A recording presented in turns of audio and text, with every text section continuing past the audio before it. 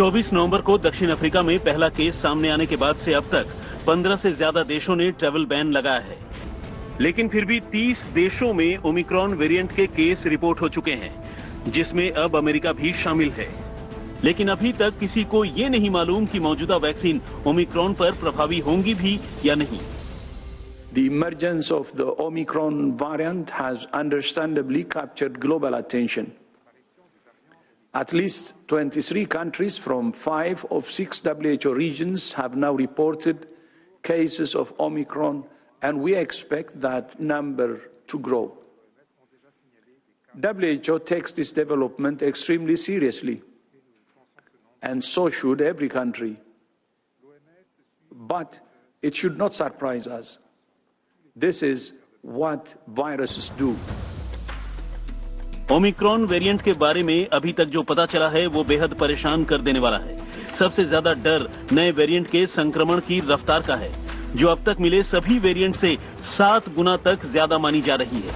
South Africa इसकी case study है, जहां पहला ओमिक्रॉन केस मिला था। साउथ अफ्रीका में ओमिक्रॉन वेरिएंट सामने आने के बाद से कोरोना के नए केस की संख्या दुगनी हो गई है। बुधवार को यहां कोरोना के 8,561 नए केस सामने आए थे, जबकि 10 दिन पहले तक वहां हर हफ्ते औसतन सिर्फ 1300 केस दर्ज हो रहे थे। साउथ अफ्रीका के गौतेंग प्रोविंस में पिछले हफ्ते के मुकाबले इस हफ्ते नए कोरोना केस की संख्या 330% तक बढ़ गई है। ओमिक्रॉन वेरिएंट का सबसे पहला केस गौतेंग प्रोविंस में ही मिला था और इस वक्त वहां मिल रहे नए केस में से 74% ओमिक्रॉन के ही हैं।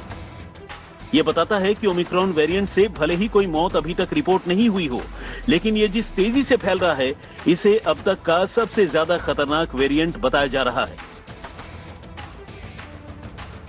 जब ये संक्रमण शुरू हुआ था, वो अल्फा वेरिएंट से शुरू हुआ था, जिसकी R0 फैक्टर वो होता है जिससे एक शख्स को जिसको इन्फेक्शन होगी वो और कितनों को इन्फेक्ट करेगा, उसका 2.5 था।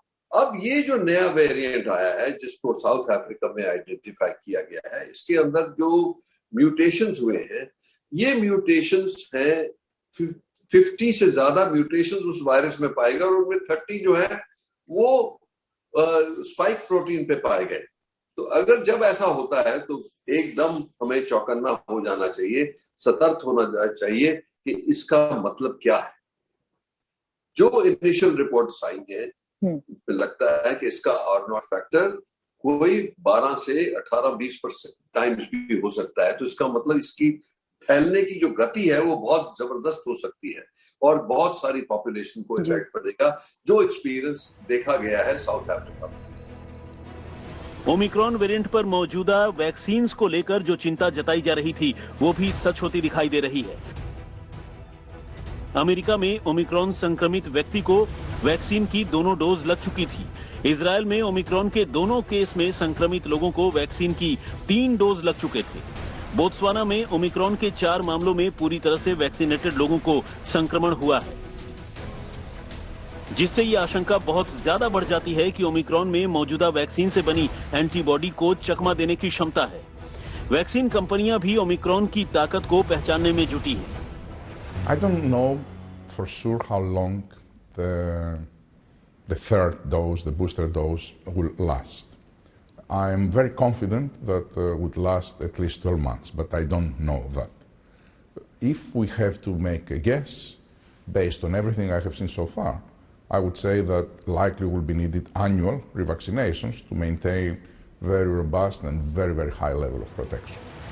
WHO का कहना है कि ओमिक्रॉन पर स्टडी जारी है, जिसमें अभी और 15 दिन लग सकते हैं। लेकिन ओमिक्रॉन वेरिएंट जिस तेजी से फैल रहा है, दुनिया के पास इतना वक्त नहीं है कि वो ओमिक्रॉन पर किसी रिसर्च का इंतजार करे। इसलिए एक बार फिर से दुनिया के देशों ने हवाई नाकेबंदी की शुरुआत कर दी है। फिलहाल यही एक चीज है जो दुनिया ओमिक्रॉन से बचने के लिए कर सकती है।